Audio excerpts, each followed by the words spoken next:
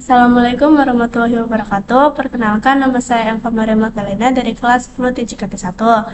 Nah, di sini saya akan membahas tentang IP address dan subnetting di bab 4. Di bab sebelumnya juga saya telah menjelaskan beberapa eh, materi tentang IP address dan subnetting. Kita langsung aja ke materinya. Nah, di sini ada pembahasannya. Itu yang nomor satu ada pengenalan IP address dan subnetting. Terus yang kedua ada IP public dan IP private.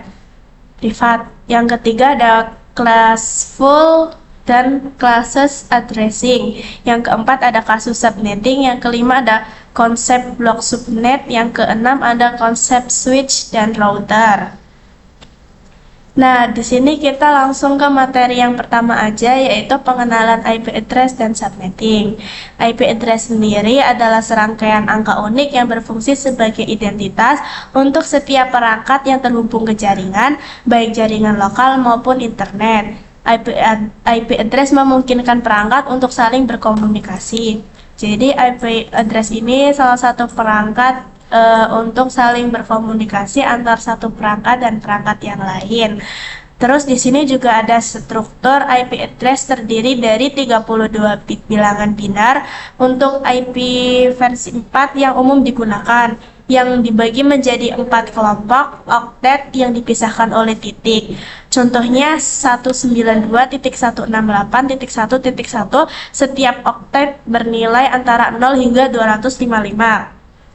Nah, terus juga ada bagian IP yang terdiri dari dua bagian utama, yaitu network ID menunjukkan alamat jaringan tempat perangkat berada, yang kedua host ID menunjukkan alamat unik perangkat di dalam jaringan tersebut. Jadi bagian IP sendiri itu dibagi jadi dua, yaitu network ID dan host ID, dan memiliki bagian utamanya masing-masing.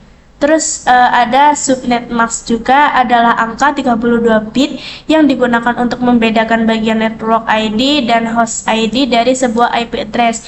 Jadi kalau semisal bagian IP dibedakan menjadi dua, terus subnet mask ini untuk membedakannya bagian network ID dan host ID dari sebuah IP address-nya.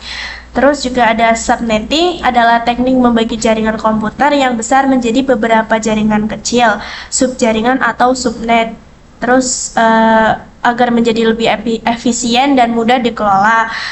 Terus di sini manfaat subnetting antara lain itu ada menghemat alokasi IP address, meningkatkan keamanan jaringan, mengurangi lalu lintas jaringan. Jadi subnetting itu juga memiliki manfaat gitu, nggak cuma ini doang, jaringan biasa gitu.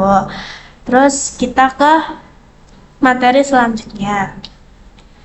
Nah, di sini saya bikin PPT-nya ini nggak bagus. Ini nggak rata ya. Nggak ini pokoknya keluar garis-garis gitu. Ya udahlah, nggak apa-apa. Yang kedua ada IP privat dan IP public. Nah, di sini ada fitur akses internet. Nah, IP public ini dapat diakses langsung dari internet. Jadi kayak fitur akses internet sendiri itu sendiri-sendiri antara IP public dan IP privat, karena antara publik dan pribadi pasti sendiri. Terus kalau akses internetnya IP privat atau pribadi itu tidak dapat diakses langsung dari internet, hanya berlaku dalam jaringan lokal LAN. Jadi nggak kayak IP publik yang dapat langsung diakses, IP privat itu enggak, dia berlakunya dalam jaringan lokal. Jadi misal ada yang mau mengakses itu nggak bisa langsung dari internet gitu. Terus yang kedua ada fungsi digunakan untuk komunikasi global di internet, itu kalau IP public. Terus kalau IP privatnya digunakan untuk komunikasi internal antara perangkat dalam satu jaringan pribadi. Ini misalnya jaringan rumah atau kantor, karena IP privat kan pribadi biasanya tuh emang digunainya tuh buat di rumah atau di kantor. Kalau semisal IP public itu global di internet gitu. Jadi yang make itu nggak cuma satu ruang lingkup pribadi aja gitu, tapi banyak, ya kan, kurang lebih gitu. Terus di sini ada penetapan. Kalau IP public itu tidak memiliki rentang khusus kecuali yang dialokasikan ISP. Terus kalau IP privat itu ditetapkan oleh router jaringan lokal. Jadi mereka juga berbeda, kayak IP public itu tidak memiliki rentang khusus, kalau IP privat itu ditetapkan oleh router jaringan lokal. Terus kita ke materi yang ketiga. Belum. Ini masih materi yang kedua, yaitu di fitur rentang khusus. Kalau IP public tidak memiliki rentang khusus kecuali yang dialokasikan ISP ini yang tadi. Terus kalau IP privat itu menggunakan rentang alamat yang telah ditentukan oleh IANA, Internet Assigned Numbers Authority. Nah, terus di sini juga ada kelas A, kelas B, kelas C.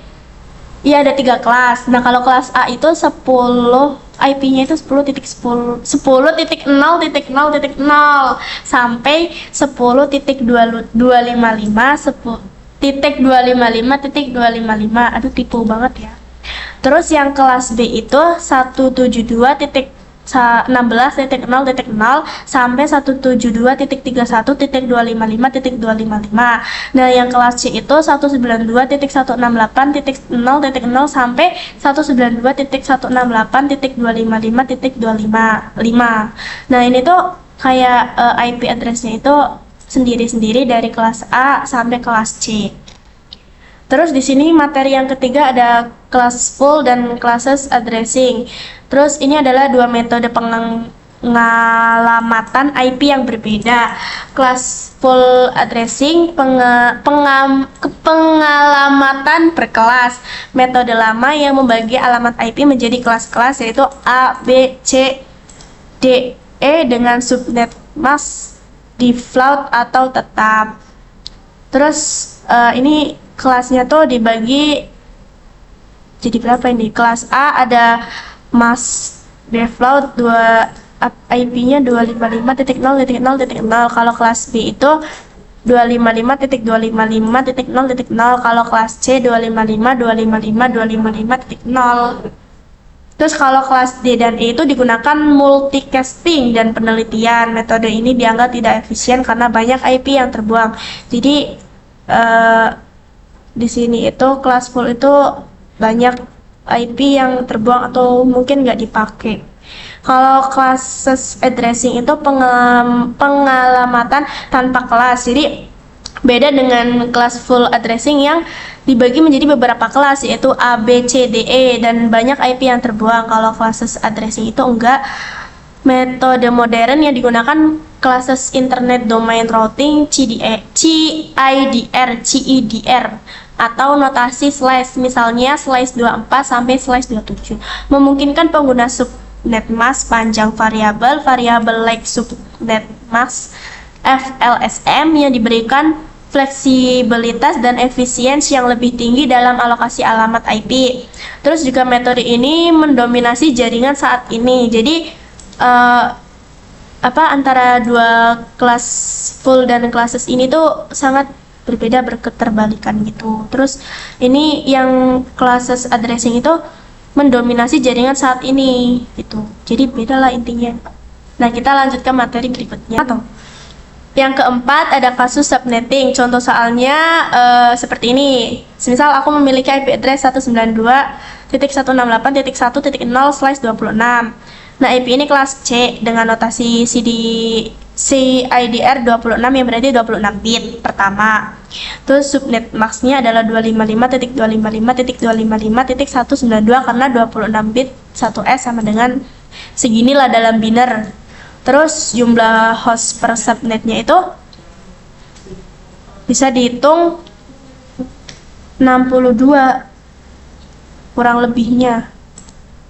Terus host yang dapat digunakan itu blok subnet 256 dikurangi 192, oktet terakhir subnet max sama dengan 64 subnet yang tersedia adalah kelipatan 64.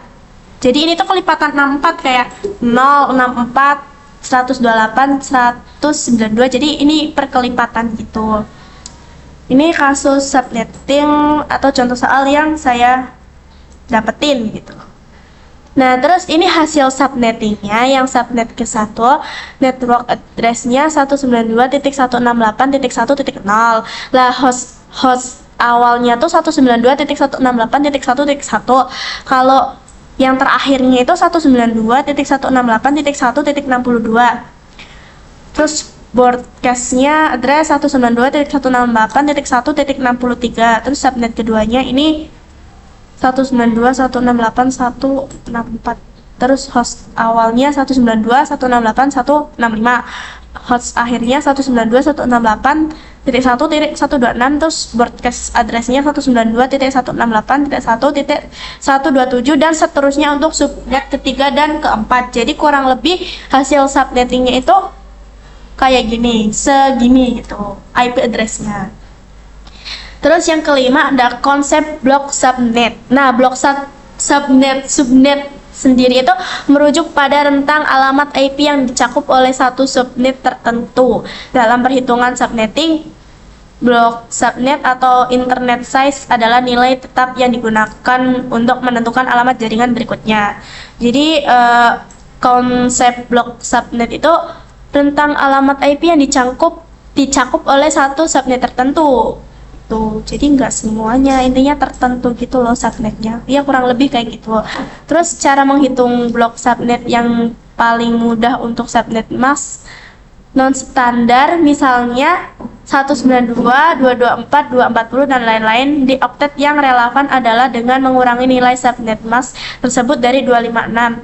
Contoh pada kasus slice 26, di atas 256 dikurangi 192 sama dengan 64. Terus kelipatannya dan seterusnya. Blok subnet ada 64. Ini berarti setiap alamat jaringan baru akan dimulai pada kelipatan 64. Jadi yang kayak sebelumnya itu kelipatan 64 dan seterusnya gitu. Nah, yang keenam ada konsep switch dan router. Switch dan router sendiri adalah perangkat keras jaringan penting yang bekerja pada lapisan yang berbeda dalam model OSI. Nah, OSI sendiri tuh pernah saya bahas di sebelum-sebelumnya. OSI model ada 2, tapi saya lupa. Pokoknya antara model pertama dan model kedua itu beda modelnya gitu, nggak sama. Nah, terus di sini ada perangkat fungsi utama lapisan OSI yang switch itu menghubungkan beberapa perangkat dalam satu jaringan lokal. Jadi menghubungkan beberapa perangkat dalam satu jaringan lokalan, terus meneruskan data berdasarkan MAC address perangkat tujuan Jadi kayak meneruskan datanya itu ada satu perangkat tujuannya gitu. Jadi ada tujuan perangkatnya. Nah, terus switch juga mengelola lalu lintas dalam satu broadcast domain atau subnet. Terus lapisan OSI data link layer 2. Nah, kalau router sendiri menghubungkan jaringan yang berbeda, misalnya LAN ke internet atau dua LAN yang berbeda, meneruskan data berdasarkan IP address tujuan. Router berfungsi sebagai gerbang gateway dan mengelola lalu lintas jaringan yang berbeda. Jadi dua jaringan ini tuh berbeda antara switch dan router.